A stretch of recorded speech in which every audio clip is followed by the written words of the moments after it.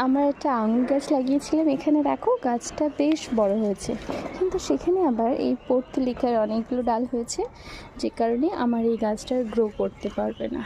কারণ কি, বাকি সমস্ত শক্তি বা পুষ্টি সব কিন্তু এই গাছে কেটে নেবে।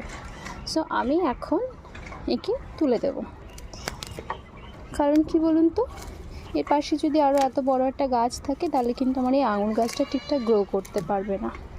সো আমি এখন এটাকে কেটে দিলাম। আর সঙ্গে কিন্তু বৃষ্টিও পড়ছে, টুপটাপ হালকা ফুলকা, হয়তো বুঝতে পারছেন না। তো আমি এখন একে কেটে শেষ করি, জায়গাটা ক্লিয়ার করি। ব্যাস, আপাতত আমি এতটা ক্লিন করে দিয়েছি। গাছের গোড়াটা অনেকটাই খালি হয়েছে, এখানে আমার কিছুটা মাটিও দিয়ে দিতে হবে, তবে গাছটা কিন্তু আমার ভালোভাবে গ্রো করবে। এই যে সুন্দর বেশ ঝাঁকড়া হয়েছে, এটা আমি অনেকটা ছোট এনেছিলাম, ঠিক এতটা মতো, পাতা হয়তো এতটাও ছিল না, সেখান থেকে আমার এতটা বড় গাছ হয়েছে।